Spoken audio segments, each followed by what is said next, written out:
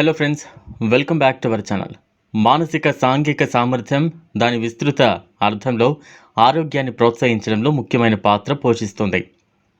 శారీరక, మానసిక మరియు సామాజిక శ్రేయస్సు పరంగా ప్రత్యేకించి ఆరోగ్య సమస్యలు పరివర్తనకు సంబంధించినవి మరియు జీవితంలో ఒత్తిళ్లను సమర్థవంతంగా ఎదుర్కోవడంలో అసమర్థతకు సంబంధించిన ప్రవర్తన మానసిక సాంఘిక సామర్థ్యాన్ని పెంపొందించడం ఒక ముఖ్యమైన సహకారాన్ని అందిస్తోంది. ఆరోగ్య సమస్యలకు మూలంగా ప్రవర్తన మరింత ఎక్కువగా చిక్కుకున్న సమయంలో ఆరోగ్య ప్రమోషన్ కోసం అది చాలా ముఖ్యం. మానసిక సాంఘిక సామర్థ్యాన్ని ప్రోత్సహించడానికి అత్యంత ప్రత్యక్ష జోక్యాలు వ్యక్తి యొక్క కోపింగ్ వనరులు మరియు వ్యక్తిగత మరియు సామాజిక సామర్థ్యాలను మెరుగుపరుస్తాయి. పిల్లలు మరియు యుక్త వయస్కుల కోసం పాఠశాల ఆధారిత ప్రోగ్రాంలలో సహాయక అభ్యాస వాతావరణంలో జీవిత నైపుణ్యాలను బోధించడం ద్వారా ఇది చేయొచ్చు. జీవిత నైపుణ్యాలను నిర్వచించడం రోజువారీ జీవితంలోని డిమాండ్లు మరియు సవాళ్లతో వ్యక్తులు సమర్థవంతంగా వ్యవహరించడానికి వీలు కల్పించే అనుకూల మరియు సానుకూల ప్రవర్తనకు సంబంధించిన సామర్థ్యాలు జీవిత నైపుణ్యాలు. ఈ విధంగా వర్ణించబడినప్పుడు జీవన నైపుణ్యాలుగా చెప్పబడే నైపుణ్యాలు అసంఖ్యాకమైనవి మరియు జీవన నైపుణ్యాల స్వభావం, నిర్వచనం సంస్కృతులు మరియు సెట్టింగ్లలో విభిన్నంగా ఉండవచ్చు. ఏదేమైనప్పటికీ లైఫ్ స్కిల్ ఫీల్డ్ యొక్క విశ్లేషణ పిల్లలు మరియు యుక్త వయస్కుల ఆరోగ్యం మరియు శ్రేయస్సును ప్రోత్సహించడానికి నైపుణ్యాల ఆధారిత కార్యక్రమాలలో ప్రధానమైన నైపుణ్యాల సమితి ఉందని సూచిస్తోంది. స్వీయ అవగాహనలో సెల్ఫ్ మన పాత్ర, మన బలాలు మరియు బలహీనతలు, కోరికలు, అయిష్టాలను గుర్తించడం ఉంటుంది. స్వీయ అవగాహనను పెంపొందించుకోవడం వల్ల మనం ఒత్తిడికి గురైనప్పుడు లేదా ఒత్తిడికి గురవుతున్నప్పుడు గుర్తించడంలో సహాయపడుతుంది. సమర్థవంతమైన కమ్యూనికేషన్ మరియు వ్యక్తుల మధ్య సంబంధాలకు అలాగే ఇతరులతో సానుభూతిని పెంపొందించడానికి ఇది తరచుగా అవసరం. క్రిటికల్ థింకింగ్ అనేది సమాచారం మరియు అనుభవాలను ఆబ్జెక్టివ్ పద్ధతిలో విశ్లేషించే సామర్థ్యం.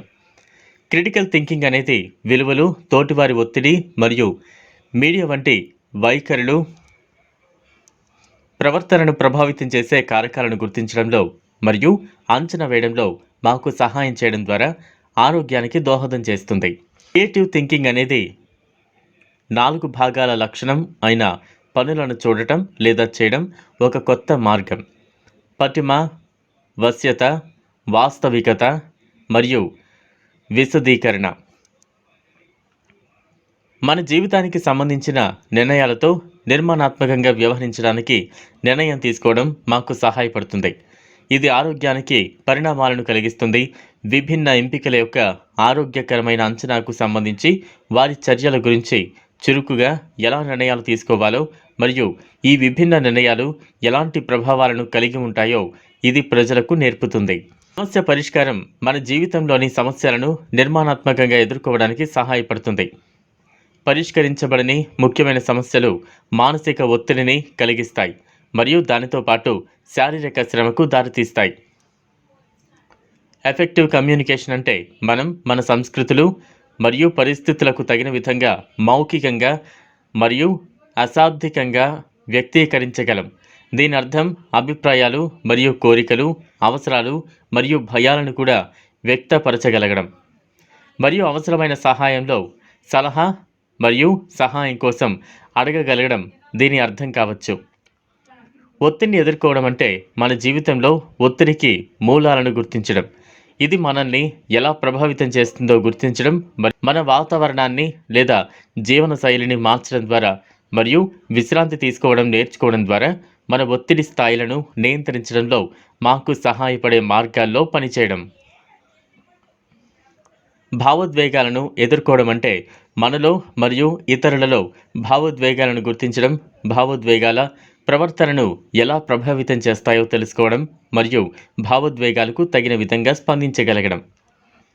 మనం సరైన రీతిలో స్పందించకపోతే కోపం లేదా విచారం వంటి తీవ్రమైన భావోద్వేగాలు మన ఆరోగ్యంపై ప్రతికూల ప్రభావాలను చూపుతాయి. ఒత్తిడిని ఎదుర్కోవడం అన్ని వ్యాధులలో 95% ఒత్తిడి వల్ల ఏర్పడతాయి.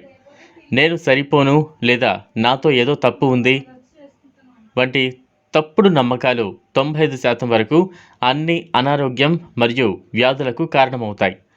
కణం యొక్క పొరకణం యొక్క మెదడు న్యూక్లియస్ కాదు. మన విశ్వాసాలు మన కణాల పొరలో నిక్షిప్తమై ఉంటాయి. ప్రతి క్షణం మనం ఏం చేస్తున్నామో మరియు ఎందుకు చేస్తున్నామో మనకు పూర్తిగా తెలియకపోతే మన సెల్లలో నమ్మకాలుగా నిల్వ చేయబడిన మన అపస్మారక ప్రోగ్రామింగ్పై మనం ఎల్లప్పుడూ పనిచేస్తాం. శారీరక, మానసిక మరియు భావోద్వేగ వ్యాధులలో ఒత్తిడి ప్రధాన కారకమని శాస్త్రీయ పరిశోధన నిర్ధారించింది. అపస్మారక శారీరక, మానసిక మరియు భావోద్వేగ అలవాట్లు ఒత్తిడి, వృద్ధాప్యం, వ్యసనం మరియు వ్యాధిని ఎలా సృష్టిస్తాయో తెలుసుకోవడం మరియు అవగాహన సరళమైన జీవనశైలి మార్పుల ద్వారా యవ్వన శక్తిని, ఆనందం మరియు శ్రేయస్సును తిరిగి పొందడం జరుగుతుంది. చూసారు కదా ఫ్రెండ్స్, ఇది వాళ్ళ వీడియో. ఈ వీడియో కనుక మీకు నచ్చినట్లయితే లైక్ చేయండి, షేర్ చేయండి, ఛానల్ను సబ్స్క్రైబ్ చేసుకోండి. Thanks for watching.